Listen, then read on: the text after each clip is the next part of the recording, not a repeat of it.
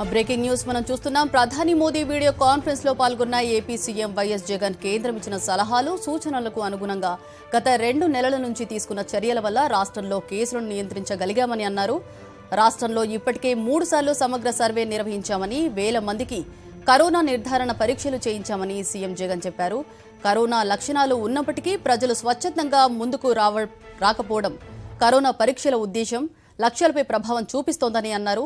Vaccine వచ్చేంత వరకు వైరస్తో కలిసి ముందుకు సాగాల్సి ఉందన్న విషయంపై ప్రజల్లో అవగాహన కల్పించాల్సిన అవసరం ఉందని అన్నారు. వాస్తవాలను చెబుతూ దాదాపు 95% వ్యాధిని నయం చేయవచ్చన్న విశ్వాసాన్ని ప్రజల్లో కల్పించాలని సూచించారు.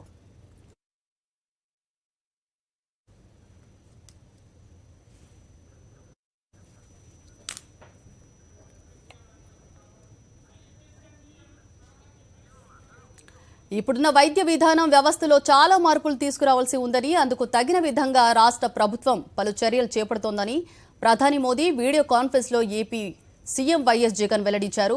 గ్రామాల్లో, పట్టణాల్లో పారిశుద్ధ్య పనులు ముమ్మరంగా సాగాల్సి ఉందని, అందుకు స్థానిక సంస్థలకు భారీగా నిధులు కావాలని విజ్ఞప్తి చేస్తూ ఏపీలో తయారీ రంగం పూర్తిగా స్తంభించిపోయిందని అన్నారు. దేశవ్యాప్తంగా మార్కెట్లు, రిటైల్ రంగం మూతపడిపోవడంతో వ్యవసాయ ఉత్పత్తులకు మార్కెటింగ్ లేకుండా పోయిందని, ఆర్థికంగా రాష్ట్రం తీవ్ర ఇబ్బందుల్లో ఉన్న ప్రతి పంటకు మద్దతు ధర ప్రకటించామని గుర్తు చేశారు. We allocated additional funds to achieve the objectives, sir. As raw material and movement of people are essential for manufacturing sector to achieve economies of scale. Though goods transport is allowed, sir, there are large obstructions to such movement, as many states have been enforcing stricter measures on migrant labor and such movements. Already my state has suffered heavily as manufacturing has come to a standstill and agriculture is not able to market the producer, as markets across and the retail trade across the country are closed down, and we being net surplus in most of the agricultural commodities are facing the brunt, sir. Sir, we have provided a minimum support price for almost all agricultural produce due to the above situation. And because of such support, our finances are severely affected. And our consumption is limited, sir. The restrictions on interstate transport of goods has to be fully removed by all the states. And a situation has to come, sir, when a truck driver, without fear, should be in a position to travel anywhere with his goods without fear of being detained or quarantined, sir. We may all agree that the economy cannot be revived unless there is free movement of goods, migrant labor, and for this interstate boundaries must erase, sir. Sir, public transport is another sector which is affected unless restrictions on public transport across the states is lifted, sir. Movement of persons for attending to their work will be a major problem. Many people commute to their work, including the migrant labor. And if it is not allowed, sir, economy will not come back to normalcy. Sir, currently we've seen a situation where migrants are moving back to their original states. But if they don't come back once again to the states where they were earlier working, normalcy could never come back, sir. And for this, the stigma and the fear should go, sir. So sufficient physical distance inside the buses may, however, be maintained. Masks and sanitizers may be made mandatory in public transport. Similarly, sir, shopping centers can also be allowed to function with physical distancing and masks made compulsory, sir. Sir, while framing standard operating procedures, following points may be kept as the central idea, sir. Norms regarding physical distancing, norms regarding usage of masks, personal hygiene, special focus on rural and urban sanitation, sir. So the measures of upgrading our health infrastructure, sir, what I've just spoken about it some time back, sir, will cost us around 16,000 crores of rupees, sir. Being a new state, we would require support of the union government in achieving this objective. But sir, apart from what you fund, sir, if the union government can support us by way of interest-free or low-interest loans with long-term repayment period, then we can achieve this objective easily, sir. all our hospitals would be upgraded to the national standards from the village level to the teaching hospitals, and we would in turn build 16 more teaching hospitals, what would be the need of the hour, sir. Sir, we would also request that such loans towards health infrastructure, sir, may not be made part of the FRBM limits, so as to give us flexibility in ensuring other sectors do not face such fund crunch, sir. Sir, coming to MSME sector, sir. See, MSME sectors is one sector, sir. In our state, we have around about 97,000 MSME units, sir, which deploy almost 9,70,000 people. Meaning to say, sir, every unit employs 10 people, sir, approximately. Sir, until and unless this sector is protected, until and unless this sector is handheld, this sector will collapse. Just imagine, sir, in our state, 97,000 units, which employ almost 10 lakh people. If this sector comes to a standstill, there will be unemployment everywhere, sir. So my suggestion, sir, if for your consideration connected to MSME, sir, for 6 months, sir, for 2 quarters, if you can handhold this sector, maybe, every MSME unit has 10 employees in each, sir. Maybe 10,000 rupees per employee for maybe 6 months will take care of at least 30 to 40% of their salary requirements without having to retrench anybody, sir. Otherwise, people would be just forced to remove them from jobs. Maybe complete interest subvention for 6 months, sir, for 2 quarters will help the sector in a big way, sir. So as far as agriculture is concerned, sir, MSP is to be extended to more number of crops, including horticulture, sir. And procurement limits may be enhanced from the current 30% to at least 50%, sir, along with immediate opening up of wholesale and retail markets, sir. This goes a long way, sir. Sir, I would like to also state that our state finances have been severely affected, sir, which also requires your generous support. As, sir, if states are healthy, so are the people of the country, especially the downtrodden, sir. So this, by and large, is the conclusion, sir. I urge you to consider the above suggestions while relaxing the lockdown measures, as I have outlined above, to ensure all the citizens go back to their normal life and the symptomatic persons are handled by the health system through self-awareness so that the country gets back to the track, sir. Thank you, sir. Sir, with 3,253 tests carried out per million population, Andhra Pradesh stands exemplary, sir. With 1.14% positivity rate, Andhra Pradesh has one of the least positivity rates in India, sir. And our mortality rate with 45 deaths stands at 2.27%. 3 rounds of syndromic survey have already been completed in our state, and approximately 30,000 people have been identified as vulnerable by our volunteers, ASHA workers, and ANMs. And we have tested all these cases as well, sir. Sir, having said all these, sir, however, after 6 weeks of lockdown, we need to look back at what we have learned and how we need to move further.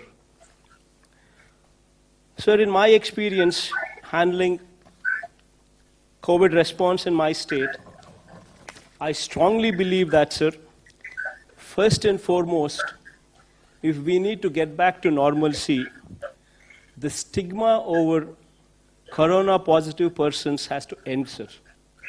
Until and unless this fear and this stigma ends, we will not move forward.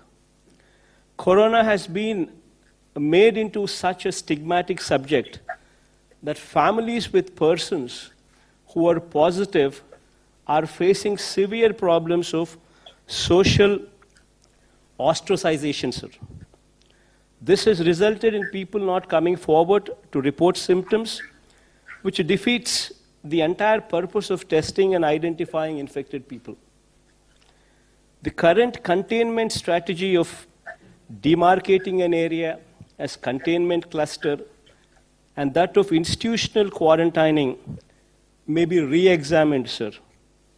And as we move towards a strategy of public awareness, self-reporting of symptoms, testing, treatment, and self-isolation, without fear or stigma, should come into the forefront, sir. If we can create awareness that 97% or 98% of the cases are curable, and only mild symptoms will occur in 85% of the cases, then stigma attached will go away, sir. So we need to make people prepare themselves to live with coronavirus till a vaccine is produced. Awareness on physical distancing, use of masks and hand sanitizers, and maintaining general hygiene needs priority in these times, sir.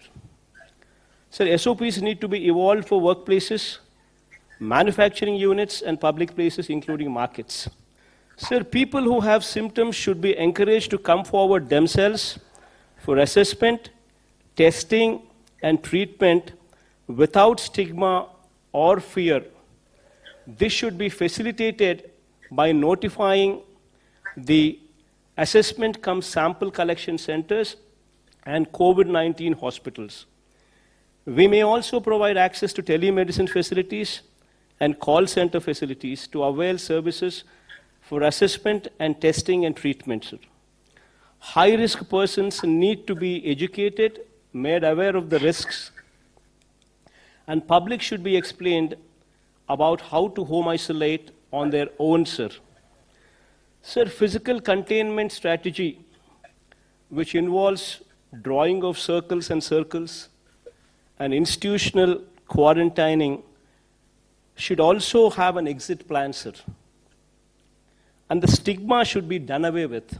So this fear and this stigma, which is compounded by high focus from media, sir, should now focus on confidence building and removing the stigma by driving the message that 95% of the people are cured and the disease is curable.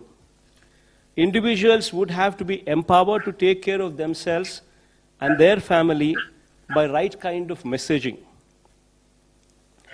This brings to the point that we require a major overhaul of the health system, sir.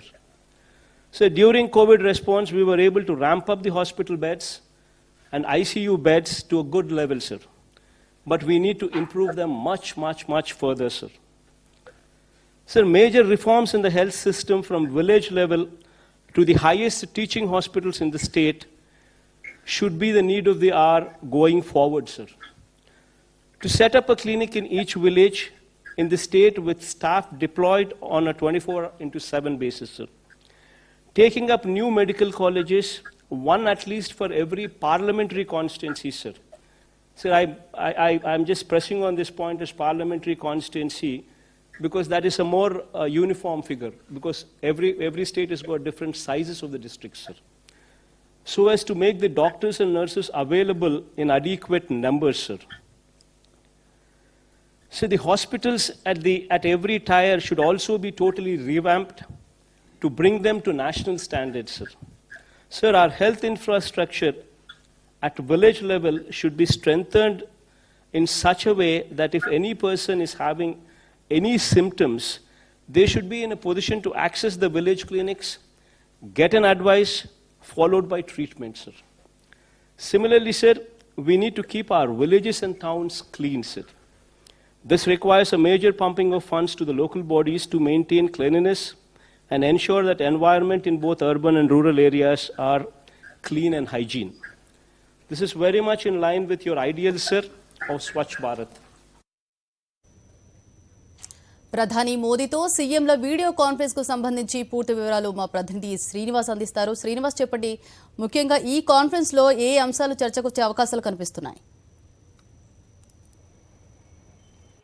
స్పష్టంగా lockdown కొనసాగింపు ఉండాలా లేకపోతే ఎటువంటి చర్యలు తీసుకోవాలి lockdown సడలింపు విషయంలో అనేటువంటి అంశం మీదనే కీలకంగా అన్ని రాష్ట్రాల ముఖ్యమంత్రులతో ప్రధాని నరేంద్ర మోడీ చర్చిస్తున్న పరిస్థితి ఉంది. అన్ని రాష్ట్రాల అభిప్రాయాలు కూడా తీసుకుంటున్నారు. దాదాపు లాంగ్ టైం జరుగుతుంది. దాదాపు ఇప్పటివరకు 9 నుంచి 10 మంది సీఎంలు మాత్రమే మాట్లాడినట్టుగా మనకు సమాచారం అందుతుంది. ఇంకా ఇది కొనసాగేటువంటి పరిస్థితి స్పష్టంగా కనిపిస్తుంది. ఆంధ్రప్రదేశ్ కు సంబంధించి ముఖ్యమంత్రి వైఎస్ జగన్మోహన్ రెడ్డి మొదటగా మాట్లాడారు. ఈ మాట్లాడిన నేపథ్యంలో రాష్ట్రంలో ఉన్నటువంటి పరిస్థితి ఏ విధంగా ఉంది, ఆ లాక్డౌన్ కొనసాగింపు లేదు పొడిగింపుకు సంబంధించి కానీ అదేవిధంగా సడలింపులకు సంబంధించినటువంటి అంశాలను ముఖ్యమంత్రి వైఎస్ జగన్మోహన్ రెడ్డి ప్రధాని దృష్టికి తీసుకెళ్లారు. అంటే రాష్ట్రంలో కోవిడ్-19 నివారణకు సంబంధించి తీసుకుంటున్నటువంటి చర్యలు ఏ విధంగా ఉన్నాయి అనేటువంటి అంశం, ప్రస్తుతం కేసులు ఏ విధంగా ఉన్నాయంటే దాదాపు 1.14% పాజిటివిటీ మాత్రమే ఆంధ్రప్రదేశ్ లో ఉంది. దాదాపుగా కేసుల సంఖ్య కూడా తగ్గుతూ ఉన్నటువంటి పరిస్థితి స్పష్టంగా కనిపిస్తుంది.